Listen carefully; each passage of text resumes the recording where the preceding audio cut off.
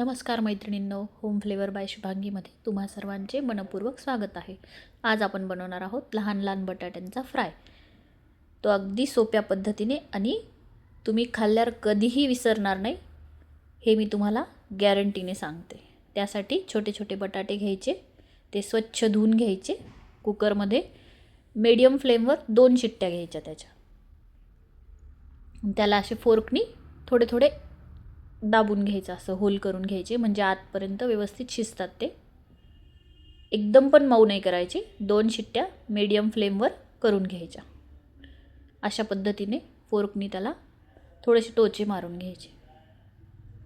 हे बघा, मी छोट्या कुकरमध्ये ते पाणी टाकून उकडवते. चवीला इतके छान लागतात ना ते. तुम्ही साईड डिश किंवा स्नॅक्स म्हणून पण खाऊ शकतात. आता मी कढई पहिल्यांदा तापायला ठेवली आहे.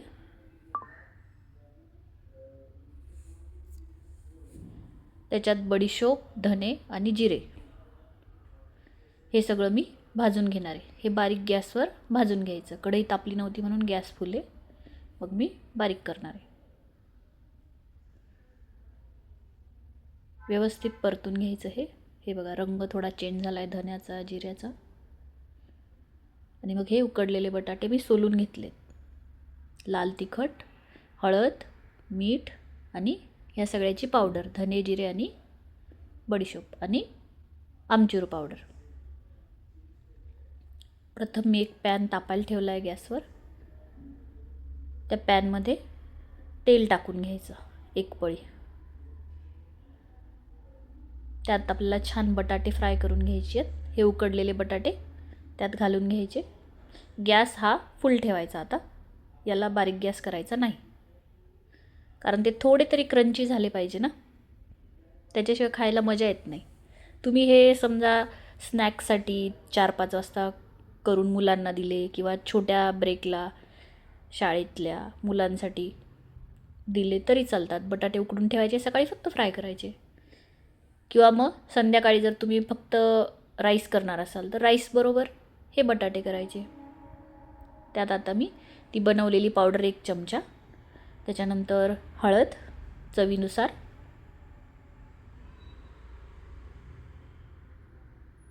हे सारखं हलवायचं बरं का.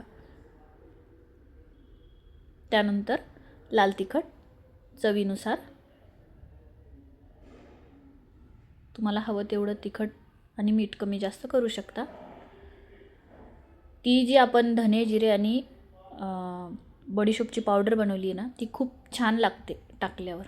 ती नक्की करा तुम्ही आणि टाका. चवीपुरतं मीठ.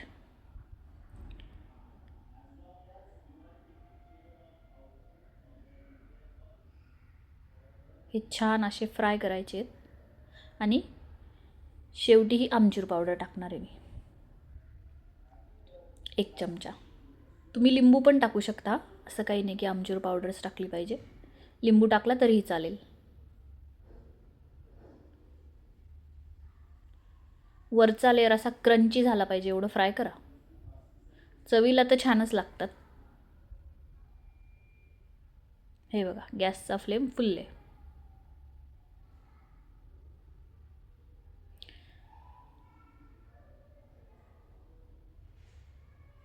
छान परतून घ्यायचे.